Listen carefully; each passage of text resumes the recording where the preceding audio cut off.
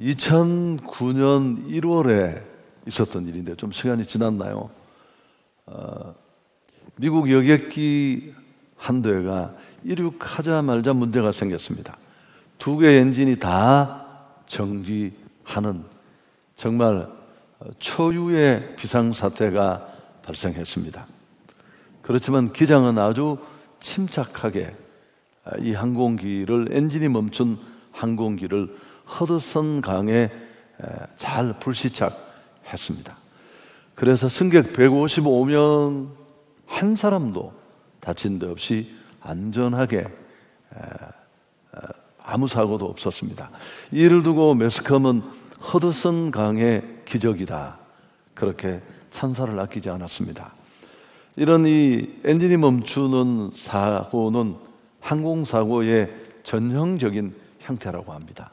그런데 이렇게 한 사람의 부상자도 없이 전원이 생존하는 이런 극히 드문 기적이라고 하는데, 여러분, 이런 기적을 가능하게 한 건 기장 때문입니다. 체슬린 셀렌버그라는 이 기장인데, 이분은 1만 9천 시간의 비행 경험을 가지고 있었습니다. 그 노련한 경험으로 이 위기 속에 조금도 요동하지 않고 침착하게 기지를 발휘해서 이런 정말 놀라운 결과를 만들어낸 것입니다. 여러분, 잘 훈련되고 준비된 한 사람이 얼마나 중요한가 새삼 깨닫게 됩니다. 155명이라는 생명이 다 아무런 해를 입지 않았잖아요. 오늘 이 사도행전의 말씀은 에베소 교회에 일어난 그런 부흥을 소개하고 있습니다.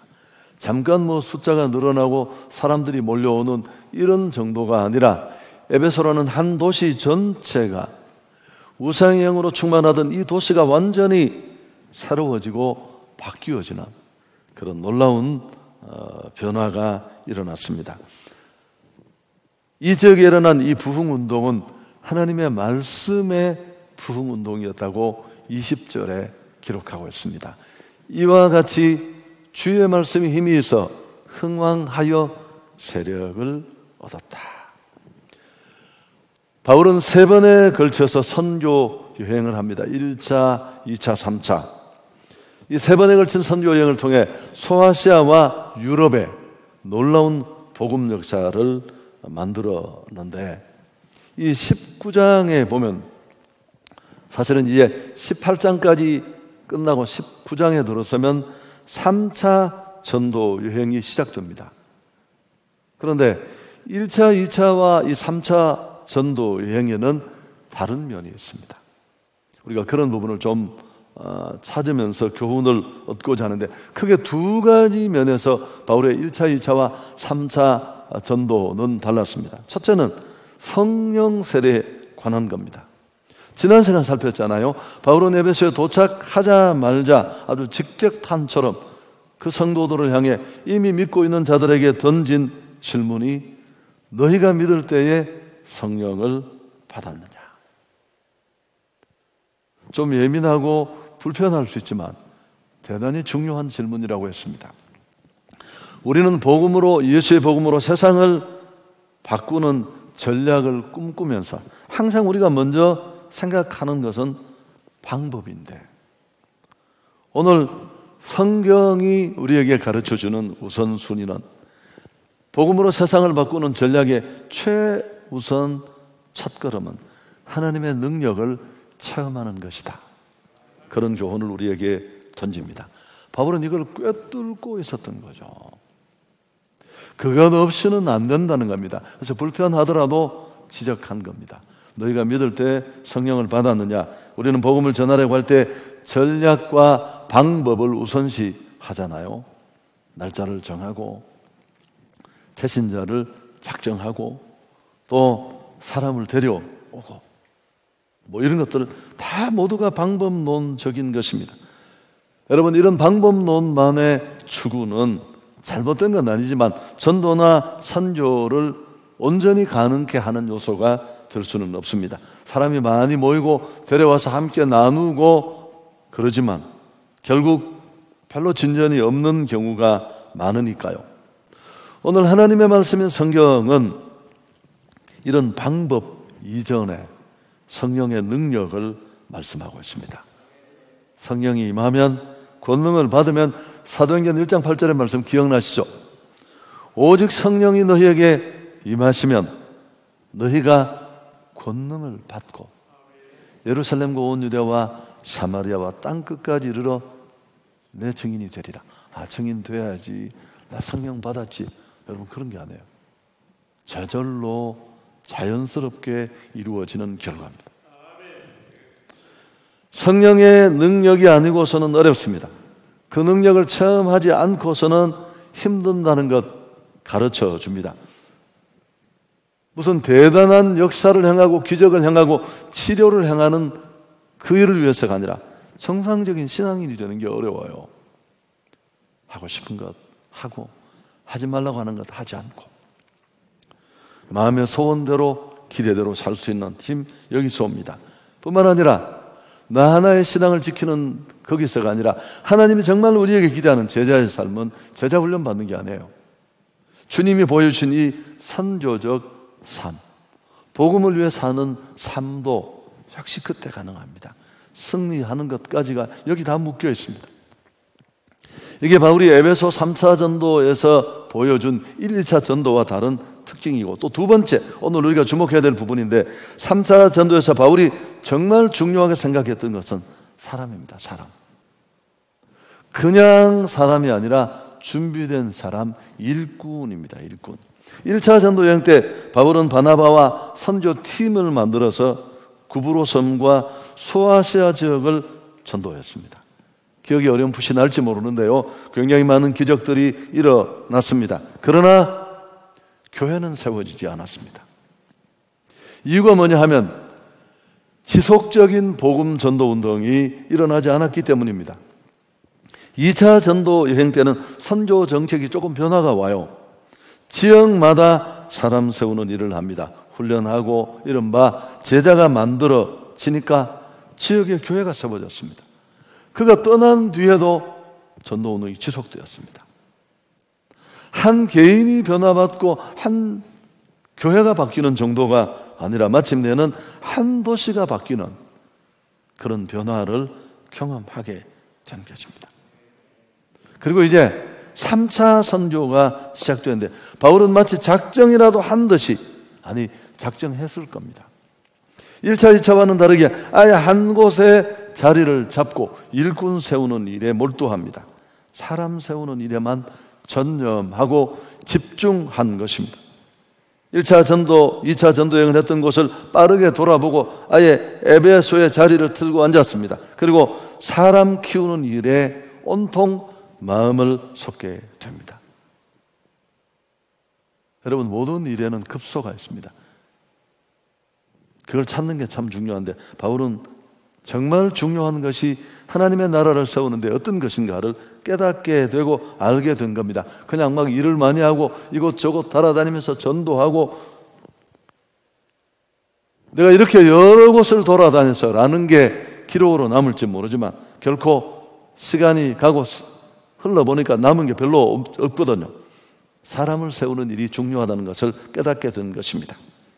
근데 오늘 이런 사람을 세우고 책임질 수 있는 역량 있는 일꾼을 세우는 일을 하는 에베소 교회의 부흥과 말씀 역사를 가능하게 했던, 하나님의 나라를 굳게 세웠던 일을 가능하게 하는 키가 8절 9절에 나와 있어요. 오늘 본문에서 제일 중요합니다. 같이 한번 또박또박 우리가 의미 있게 읽었으면 좋겠습니다.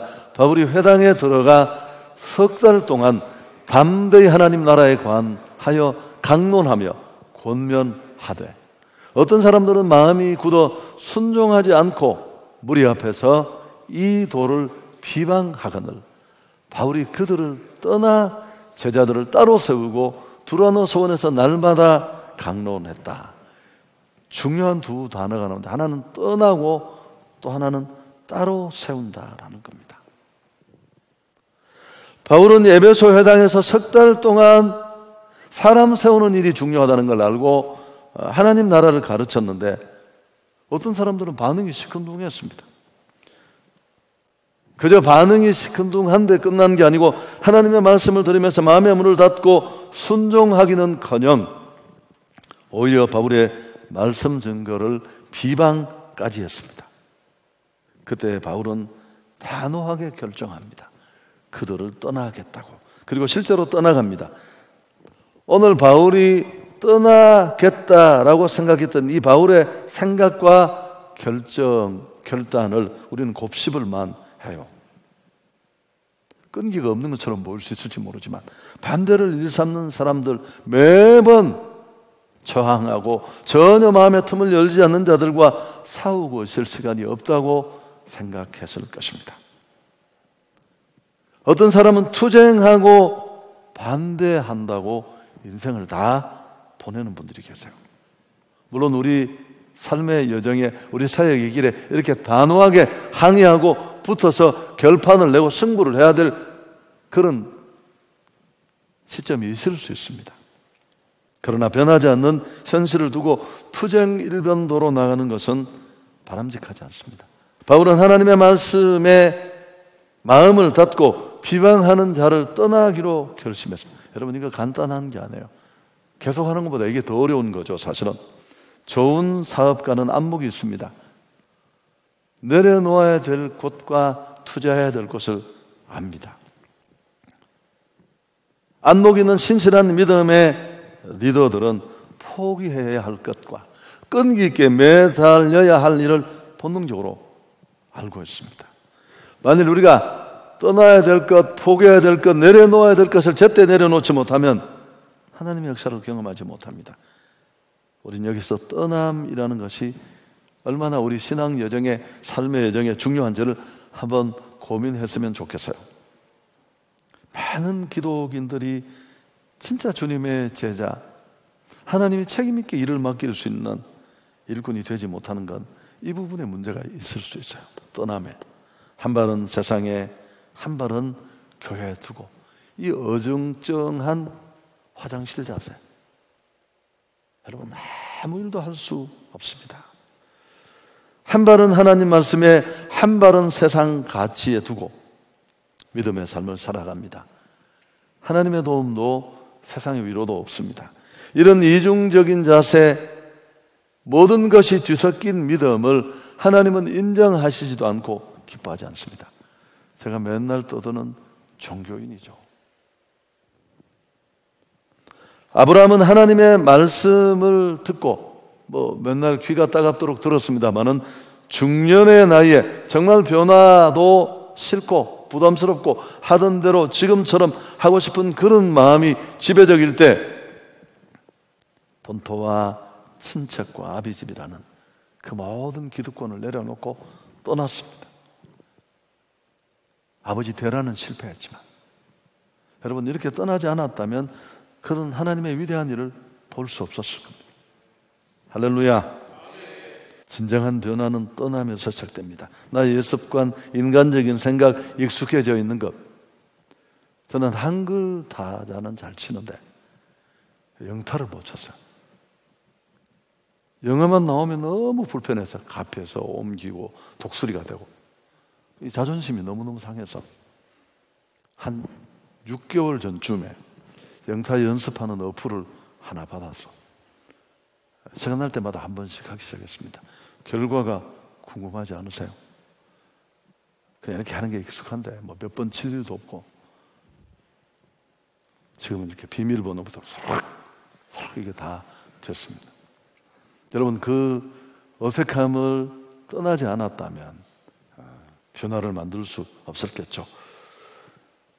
오늘 에베소에 일어난 이 하나님의 부흥은 떠남을 결단하는, 쉽지 않은 이 바울의 결단이 큰 몫을 했다는 것 잊지 않을 수 있기를 바랍니다. 승부가 안 나는 일을 붙잡고 시간을 끌 필요는 없어요.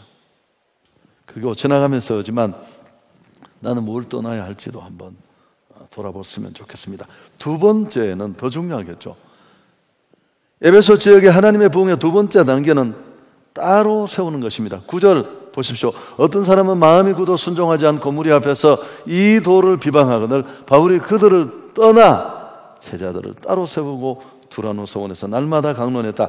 바울은 하나님의 말씀을 듣지 않고 비방하는 사람들은 단호히 내려놓았습니다. 그러나 하나님의 말씀에 민감하게 반응하고 헌신하는 사람들을 따로 세웠습니다. 두라노 서원에서 날마다 하나님의 말씀을 강론하며 사람 세우는 일에 집중하고 전념했습니다.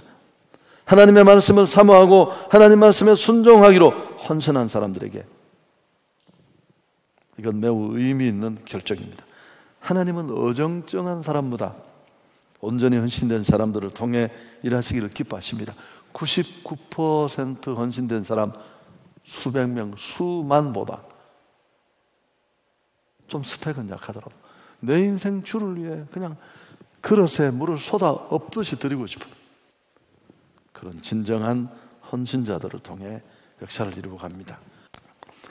두라노 서원은 일종의 큰 학교라고 할 수 있습니다. 바울은 이곳을 빌려서 매일 오전 10시부터 오후 4시까지 일주일에 한 번 모인 게 아니라 매일이었습니다. 매일.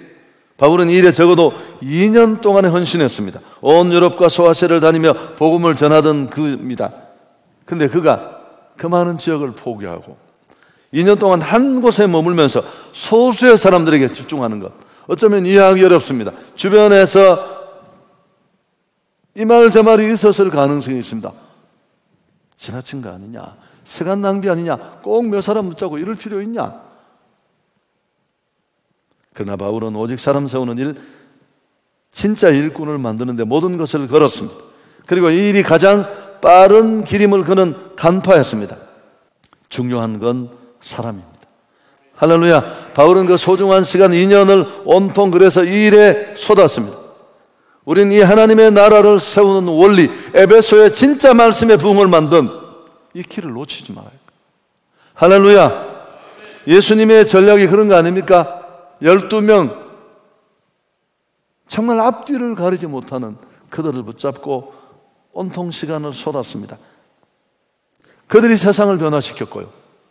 바울의 선교 전략도 마찬가지입니다. 바울이 굉장히 중요한 질문인데요, 수없이 많은 곳에 교회를 세웠습니다. 근데 나름대로 그가 한 교회를 세우고 다음 교회로 옮겨가는 자기가 타이밍을 결정하는 근거가 있었습니다. 뭘까요?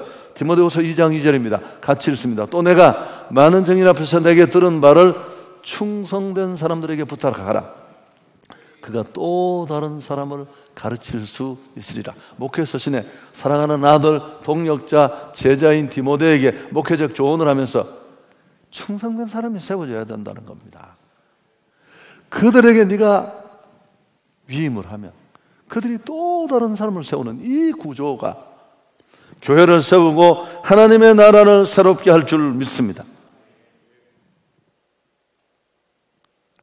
획기적인 것은 이 일의 결과입니다. 바울이 두라노에서 따로 세운 사람들은 하나님의 말씀으로 양육하고 훈련하는 일만 했습니다. 사람들은. 그런데 에베소 전역에 놀라운 일들이 일어났습니다. 하나님이 그 일을 행하셨는데 10절에 보면 두 해 동안 이같이 하니 아시아에 사는 자는 유대인이나 헬라인이나 다 주의 말씀을 듣더라. 돌아다니며 복음 전하지 않았습니다. 소수의 사람들을 붙잡고 집중적으로 훈련했는데 오히려 놀라운 일이 일어났습니다. 전도란 하나님의 말씀이 전해지고 예수가 그리스도라는 사실이 선포되는 것인데 어떻게 이런 일이 가능했을까요? 훈련받은 자들, 세워진 자들을 통해 복음이 선포되기 시작한 것입니다. 결과는 폭발적으로 더 많은 복음의 역사가 일어났습니다. 이 시대는 어느 분야냐 정말 준비된 사람이 필요합니다. 155명의 생명이 엔진이 정지된 그 여객기 안에서 다 죽음을 맞을 수밖에 없었는데 19,000시간의 어마어마한 비행 경험과 뼈련한 기장 한 사람의 기지로 다 살아났잖아요. 지금 이 지구촌과 하나님의 교회는 정말 위기에 직면했습니다. 준비된 교회와 준비되지 못한 교회, 준비된 성도와 준비되지 못한 성도는 차이가 나는데 해결책이 있습니다. 참 오늘 이 설교가 너무 정확하게 말해요. 첫째가 뭐냐면 회개하라는 건데 회개. 당연히 기본적으로 종교적인 위선, 도덕적 부패, 사회적 불법과 죄악 버리고 하나님께로 다시 돌아가야 된다. 여러분, 성경을 읽어보면 하나님은 그 악랄한 누구든지 돌아오는 자를 거부하시는 분은 없어요. 우리가 돌아가야 할 줄 믿습니다. 하나님 앞으로. 그다음 두 번째가 성령을 구하라는 겁니다. 본질 회복입니다. 기도로 성령의 이끌림을 구해야 한다. 우리가 성령에 사로잡혀야 하지만 한국 교회를 뒤덮고 있는 이 어두움이 자유로는 벗겨질 수 없다는 거예요. 죄악, 문란함, 탐욕. 그다음에 또 한 가지가 뭐냐면 다른 삶을 사는 나가 있어야 된다. 그냥 사람이 아니라 세상이 주목할 만한 다른 삶을 사는 사람. 성령만 가지고 되는 건 아니에요. 훈련이 필요합니다. 하나님의 성품을 이 땅에서 이루는 이게 진짜 제자예요, 제자. 할렐루야. 그의 삶 자체가 선조적인 삶이 되는. 야, 하나님 계시네. 저 친구 보면 진짜 하늘이 있는 것 같아요. 보이는 힘만 가지고 어떻게 저렇게 버틸 수 있겠어? 여러분, 그래서 우리가 이런 일을 하려면 사람 세우는 일에 중요성하고 집중해야 되는데, 이때 정말 중요한 게 훈련이 참 중요하잖아요. 제가 어떤 분이 영상을 올린 그 분이 여자분인데 강아지 훈련시키는 걸 이제 보여주려고 막 시키니까 강아지가 말을 안 들으니까 자기 집에 딱 데려가더니만 여기서는 잘 안 돼요. 간식을 내서 굽신굽신 하니까 강아지가 간식 먹으려고 발을 써서, 그래서 내가 참 놀랍더라고요. 강아지도 훈련을 시키니까 이 굽신굽신이 되더라고요. 근데 여러분, 이런 훈련의 효율성을 끌어올리기 위해서는 뭐가 필요해요? 차별화가 필요해요. 차별화. 인간은 차별하면 안 되는데요, 훈련은 차별이 필요해요. 교회가 안 하고 못 하고 거부하는 사람들의 중심이 맞춰서 모두가 포기하면 아무것도 안 되는 오합지졸만 양산합니다. 정말 훈련만 시키면 충성된 사람이 될 수 있는 이들에게 집중해야 할 줄 믿습니다. 오늘 떠남과 따로 세우고 주는 교훈인 줄 믿습니다. 저는 과거부터 이렇게 했어요. 담임이 되면서 잊어버렸어요.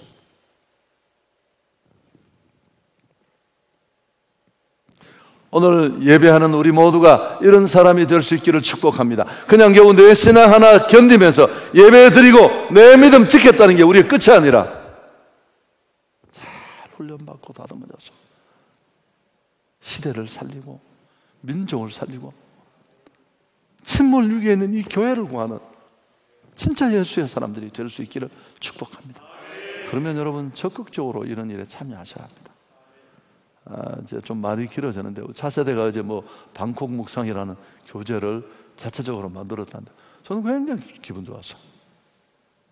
그런 시도를 했다는 것도 중요하지만 짜집기 편집이 아니라 우리 차세대 교육자들이 머리를 맞대고 큰 미래 대안을 가지고 만들었다는 것, 완성도를 떠나서 대단히 가치 있는 일이에요. 여러분, 그래도 또 열린 데가 많아요. 이게 어떤 거냐면 여러 가지 영상이나 화상으로 만날 수 있는 매체가 많습니다. 그래서 지난 월요일 우리 교육자들이 영상으로 회의를 해봤어요. 30분, 2시간 충분히 대화가 가능하고요. 정말 안 오는 사람한테 말씀을 전할 수 있고, 세우지 못한 사람들, 직접 갈 수 없는 사람들 4-5명이 그 라인 안에 들어와서 충분히 케어가 가능해요. 확인도 가능하고. 여러분, 할 수 없다고 멈추지 마시고 도전해서 우리 한성교회를 통해 한국교회 침몰이 멈추어지고 하나님의 나라가 굳게 세워지고 이 수도권과 지역, 온 세상을 살리는 변화가 여기서부터 시작될 수 있기를 축복합니다.